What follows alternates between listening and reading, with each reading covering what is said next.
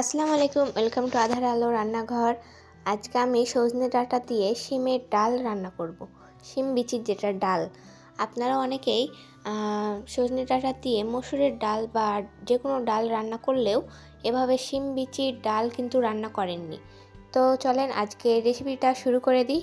তো আজকে রেসিপি শুরু করার জন্য এখানে আমি হাফ কেজি মতো শুধু শিমের বিচি যেটা সেটা নিয়ে নিয়েছি এবং তার সাথে 3টা পেঁয়াজকে কুচি করে কেটে নিয়েছি এবং 5-6টা রসুনের কোয়া দিয়ে দিয়েছি এবং 3টা মতো তেজপাতা দিয়ে দিয়েছি। তারপর আমি এখানে 1 বাটি মতন জল দিয়ে দিয়েছি। তারপর প্রেসার কুকারটা আমি ভালোভাবে ঢাকনাটা লাগিয়ে দিলাম।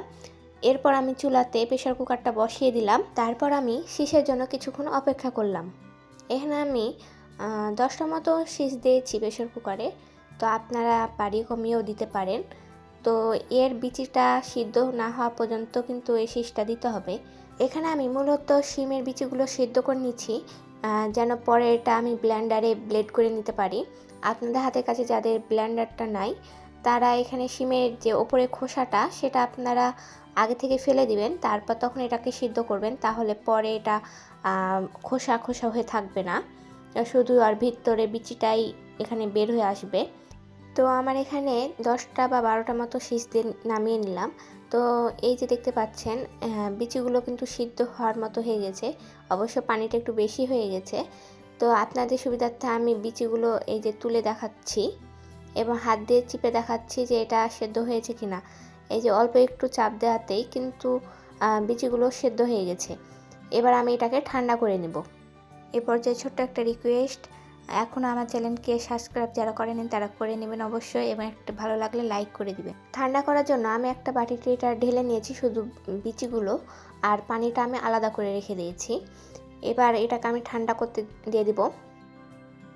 এখন আমি চুলাতে সজনে সিদ্ধ করার জন্য চুলাতে সজনে দিয়ে দিয়েছি এবং পরিমাণ মতো পানি দিয়ে দিয়েছি যেন সিদ্ধটা হয়ে যায়।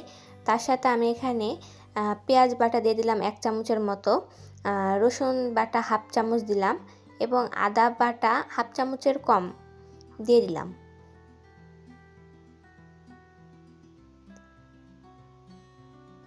তারপর আমি এখানে 1 চামচের মতো লবণ, এটা অবশ্যই স্বাদ অনুযায়ী হবে। তারপর আমি হাফ চামচের মতো হলুদ গুঁড়া দিয়ে দিলাম। এরপর আমি 1 চামচের মতো মরিচের গুঁড়া দিয়ে দিলাম। এখানে ঝালটা অবশ্যই নিজেদের ওপর ডিপেন্ড করে যে যেমন ঝালটা পছন্দ করে। তারপর আমি সবগুলোকে একসাথে নাড়াচাড়া করে দিব। তারপর আমি এটাকে ঢাকনা দিয়ে ঢেকে দিব এটাকে সিদ্ধ করার জন্য। এবার আমি অপর দিকে সিমের বিচিগুলোকে ব্লেন্ড করে নিয়েছি। আপনাদের যাদের নেই তারা কিন্তু অবশ্যই এটা ডাল ঘুটনি দিয়ে ঘুটে নেবেন। তারপর আমি এই যে দেখতেই পাচ্ছেন সজনে ডাঁটাগুলো পানিটা কিন্তু একেবারে শুকিয়ে গেছে। আমি এটাকে ভালোভাবে আরেকবার নাড়াচাড়া করে নেব। তারপর শিমের ওই ডালটা আমি দিয়ে দিব কড়াইতে। তারপর এগুলোকে আমি ভালোভাবে নাড়াচাড়া করে নেব। এখানে কিন্তু আমি শিমের বিচিটা সেদ্ধ করার জন্য লবণ দিইনি, সজনে ডাঁটা সেদ্ধ করার জন্য যা লবণ দেওয়া হয়েছে। এরপর আমি এটাকে কিছুক্ষণ রান্না করে নেব। এরপর আমি আবার চুলাতে কড়াই বসিয়ে দিয়েছি এবং সরিষার তেল দিয়ে দিলাম। এখানে সরিষার তেলটা প্রয়োজন অনুযায়ী বা এখানে 1 কাপের মতো সরিষার তেল দিয়ে দিয়েছি। তারপর 3টা আমি পেঁয়াজকে কুচি করে কেটে নিয়েছি, তার সাথে রসুনও দিয়ে দিয়েছি 4-5টা কোয়া। এরপর আমি এগুলোকে ভালোভাবে নাড়াচাড়া করে নেব।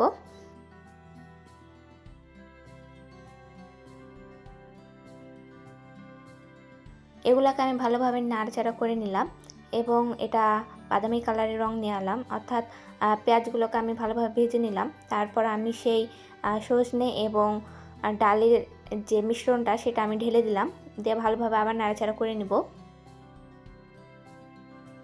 এরপর আমি 3টা মতো কাঁচামরিচ নিয়ে নিয়েছি এবং এটাকে নাড়াচাড়া করে নিচ্ছি। কাঁচামরিচটা দিলে এখানে খাবারের টেস্টটা অনেক গুণ বেড়ে যায়। তারপর লাস্ট পর্যায়ে আমি হাফ চামচের মতো জিরা গুঁড়া দিয়ে দিলাম যেন এটা সেন্টটাও চলে আসে। তারপর আমি সবগুলোকে একসাথে ভালোভাবে নাড়াচাড়া করে নেব। নাড়াচাড়া করতে করতে এক পর্যায়ে এটি সুন্দর মতো কালার চলে আসবে, অর্থাৎ আপনারা চাইলে এখানে মরিচের গুঁড়োটা অ্যাড করতে পারেন বা যে কোনো ধরনের একটু কালারও দিতে পারেন। যেন কালারটা সুন্দর আসে।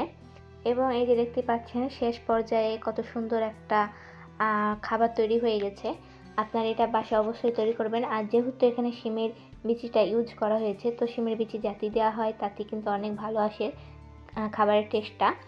তো লাস্টে আমি উপর থেকে কিছুটা পেঁয়াজের যে ডাঁটাটা হয় সেটা আমি কেটে ছড়িয়ে দিলাম যেন দেখতে সুন্দর লাগে। আর এটা কিন্তু অসাধারণ হয়েছে খেতে। আপনারা একবার খেলে বারবার খেতে চাইবেন। তো আজকের মতো এই পর্যন্তই। আল্লাহ হাফেজ।